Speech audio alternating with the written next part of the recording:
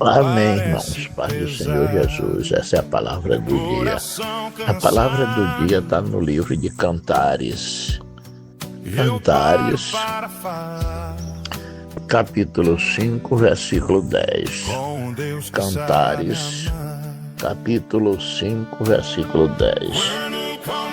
Diz assim a Bíblia: o meu amado é cândido e rubicundo. Ele traz a bandeira entre 10.000. É uma palavra muito simples e um pouco difícil de interpretação. Mas no fundo ela está trazendo o poder de Deus absoluto, seu grande poder. Quando ele fala do amado, ele fala de Deus. Quando ele fala de bandeira entre 10.000, ele fala dos milhares de anjos que acompanham aonde está Deus e a forma como ele é, e como ele é poderoso, general de guerra do mundo espiritual. Isso é tão relativo que o Isaías, lá no capítulo 6 do livro de Isaías, ele diz assim: no ano que morreu o rei Uzias, abriu-se o céu e eu vi visão de Deus. É isso que ele está querendo dizer. E ele diz que ele estava entre milhares de anjos, que serafins, que voavam com 6 asas, com 2 cobrindo o rosto, com 2 cobrindo os pés e com 2 voando. E a palavra de Deus diz que eles diziam uns para os outros: é santo, santo, santo é o Senhor, aquele que era, o que havia de vir, o Todo-Poderoso. Esses milhares que ele diz que está com bandeira entre milhares, significa isso aí. Esses anjos, esse exército celestial recebendo ordem e adorando. O livro de Apocalipse também, o evangelista diz que viu ele sentado num trono e 24 anciãos jogando as suas coroas e dizendo que ele é digno de ser adorado. Avalie o louvor, avalie o toque, a trombeta, a zoada de glória. São coisas magníficas que o homem só vai ver quando um dia chegar nesse lugar celestial. A Bíblia diz que lá nós vamos cantar o Cântico de Moisés, no capítulo 15 do livro de Apocalipse. É o Cântico de Moisés, é o Cântico de Vitória.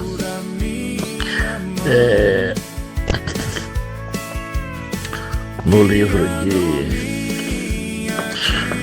de Êxodo, capítulo 15, agora eu vou revelar uma coisa aqui para nós, vou revelar agora. No livro de Êxodo, capítulo 15, atravessar o mar, o cântico de Moisés é um cântico de vitória. E toda vez que eu lembro disso aí, desse cântico de Moisés, Deus me faz saber uma coisa, porque eu estudo pessoas, porque as pessoas estão na minha mão. Eu vivo de muitos anos lidando com o ser humano. A minha vida toda foi lidar com o ser humano. Eu fui gerente de fazendas e com muitos homens. Quando tinha 25 homens para me comandar era pouco. Às vezes era pouco com a labuta do dia a dia. Então eu liderava de 25 para cima. Entre cavucos, cerqueiros, blocador de juquira, vaqueiros. Eu como gerente eu liderava de 25 para cima. Então eu fui experimentado para viver liderando grupo de animais e de seres humanos. E quando eu não estava liderando esse de 25 para cima, esses homens, eu estava também no meio de gados, de muitos gados. Eram grupos que eu liderava. Depois eu tive uns anos dando aula dentro de uma escola cheia de crianças e alunos, e adultos, até adultos, moços, rapazes. No interior é diferente, não é assim, 2, 3 classes numa sala só com uma pessoa. Então eu tinha desde adulto a alfabetizar a criança. E ali eu também liderei opiniões, muitas opiniões. Depois eu vim para a igreja e aí Deus abriu minha mente, me ensinou a lutar com pessoas, me mostrou o ser humano melhor para mim, abriu os meus olhos e me mostrou o ser humano. Tem muitas coisas que eu olho, vejo, não falo nada, para poder liderar e para poder ter essas pessoas adorando a Deus de qualquer forma. Eu preciso de muito cuidado, muito jogo de cintura para mim estar no meio desse pessoal, porque senão eu posso espatifar tudo antes do tempo. Eu preciso que Deus seja meu pastor e me ensine.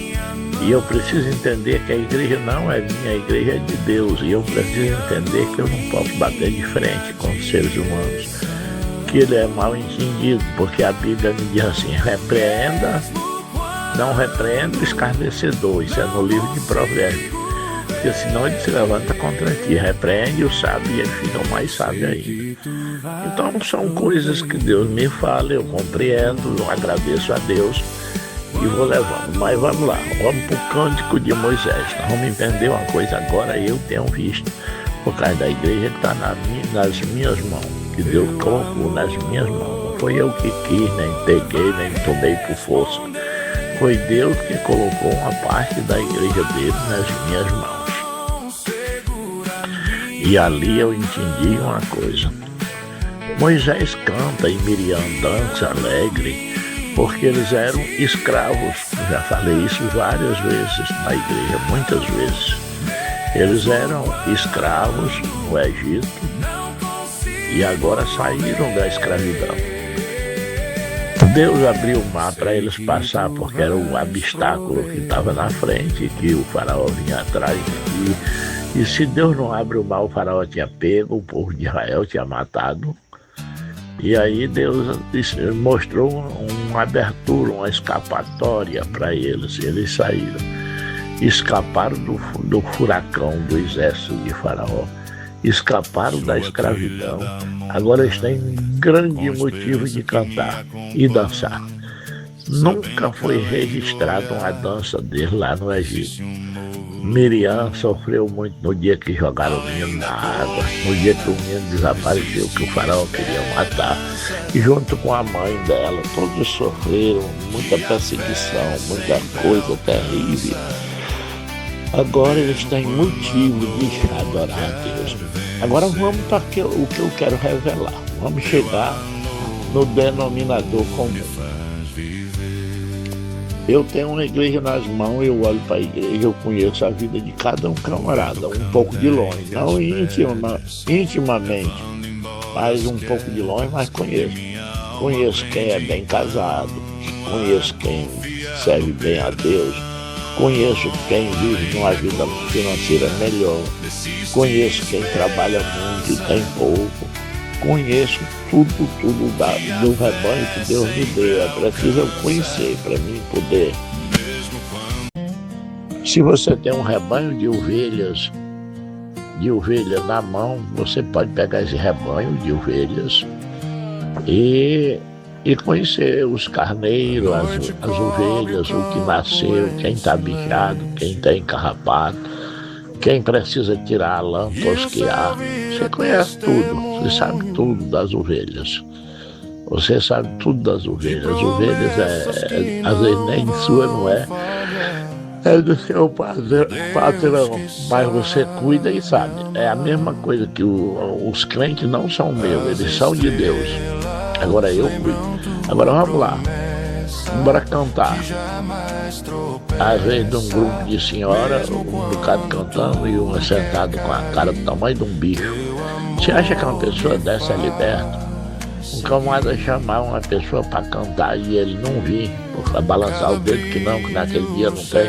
Muitas vezes até mente, dizendo que está com problema de garganta, e é mentira. É porque está com problema familiar, uma raiva, um negócio, não vem também. Isso aqui eu estou mostrando a realidade, eu não estou apontando ninguém. A pessoa entrar na igreja lá num canto, cara ruim, Você vai lá e diz, você está bem, irmão? Na medida do possível. Quando ele diz, você já falou tudo, já disse tudo. É melhor você nem explorar mais ele. Então não é liberto. O liberto é aquele que é alegre, que é feliz, é alegre. Não precisa ninguém chamar ele, nem mandar bater palma, nem dar glória a Deus, nem dançar, nem nada. Ele mesmo faz automaticamente, porque ele tem uma alegria tão grande no coração dele. Não é escravo do diabo, não faz a vontade do diabo. Deus está com ele. É maravilhoso, irmão.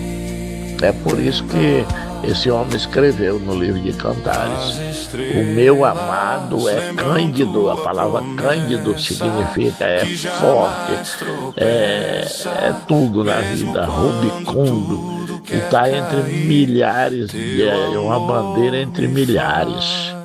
Deus é a nossa bandeira entre milhares de religiões, mas Ele é a nossa bandeira. Deus é nosso refúgio, nossa fortaleza. E aqueles que estão com Deus são como os montes de Sião, que não se abalam, mas permanecem para sempre. Essa é a palavra do Senhor.